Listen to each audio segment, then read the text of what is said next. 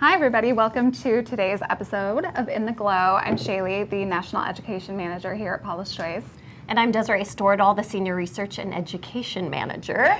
And today's show is all about myth busting. So I can start it off with one that we get asked about all the time, and that is whether your skin can adapt to skincare products or to particular ingredients.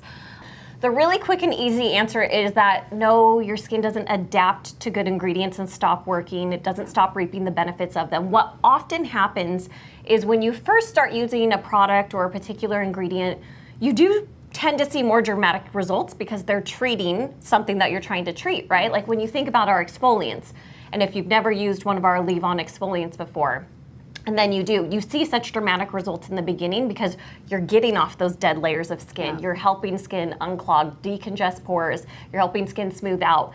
And from there on, as you continue to use it, you're maintaining those results. So there gets to a certain point where you can only do so much, right? Yeah. It's not like in the case, for instance, of our new niacinamide, our 20% niacinamide, it helps minimize pores. There will come a point where you can't totally erase pores. So we need those. You can't completely get rid of them. You can't completely close them. So even though in the beginning you might feel like you saw more dramatic pore minimizing, what you do over the course of time of using that product is maintain those results. Not to mention niacinamide has a wealth of other benefits from skin, but that's just an example of why I think people get confused and think their skin is adapting and it's not working anymore. So you don't have to worry about that. Keep using the good formulas, the good ingredients that you're using. Consistency really is key, and that's how you'll see really good results. Okay, which myth did you want to bust? Well, speaking of retinol, there's actually a lot of misconceptions around retinol, and one that I hear all the time is that retinol exfoliates the skin. Retinol, I think, gives some folks the impression that it's exfoliating the skin, especially when you first start to use it, or if you start to use one that's too strong, because you might notice some sort of flakiness on the surface of your skin.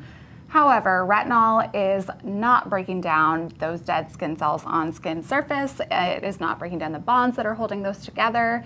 Instead, it's actually working from kind of the inside out, and exfoliants are working from the outside in, right? Not really quite as much in, but really working on the surface level to break down those dead skin cells. Retinol, on the other hand, is working more internally to help your skin produce happier, healthy skin cells that are more plump, round, not dry, dead serrated. So they work better together. So use your AHA and BHA with your retinol. You can layer them back to back, which is another misconception. A lot of folks think that you can't layer them.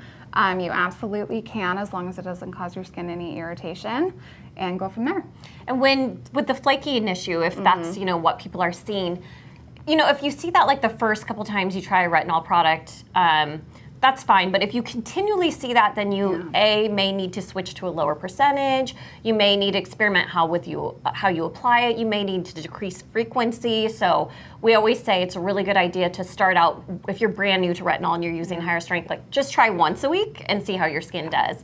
We have a myth that someone would like you to bust, which is, what about the myth that starting to use antioxidants, BHA or retinol too early in life will cause your skin to become overly reliant or dependent? It's not true. So just think about it like if you were eating broccoli early on in life, and the nutrients you get from broccoli are still beneficial 50 years later. Your skin doesn't adapt to those ingredients. It doesn't lose its ability to retain their benefits. It's really like the diet analogy. What's good for you then can continue to be good for you. Of course, skin changes over time, so I'm not saying you have to use the same thing your entire life. Of course, there are things that are going to change about your skin, but in terms of what those ingredients can do, it remains true. Okay, another one we get asked about and we see a lot on social media is the whole myth of keeping your skincare products in the refrigerator to preserve them, or some of you just do it for fun. And truth be told, the issue is when you store them long term. If you just want to pop a moisturizer or a mask or an eye cream in the fridge for a few minutes and just to give your skin like a cooling sensation, that is fine. If you are keeping them in there long term, that's when it can start to take effect on their stability. So extreme low temperatures long term really can degrade the product. If it were just a shorter amount of time, Again, no big deal, but it's really those extremes where you have the extreme hot, the extreme cold. You don't want to do that to products. Another thing that I've seen is there's been some new trends of keeping certain skincare tools in the freezer.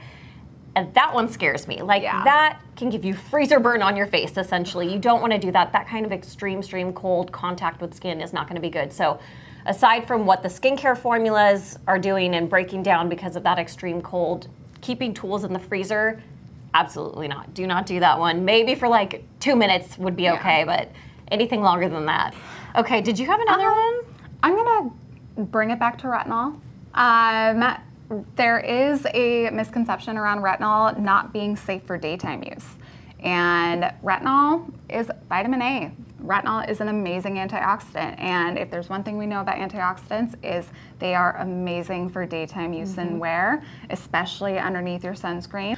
I pulled out the Intensive Wrinkle Repair Retinol Serum as a really good option for daytime retinol use because it's got the vitamin A, the retinol, it's got vitamin C, it's got vitamin E, so I call it my little ACE serum. It has a really soft, velvety, beautiful texture that layers really wonderfully underneath makeup.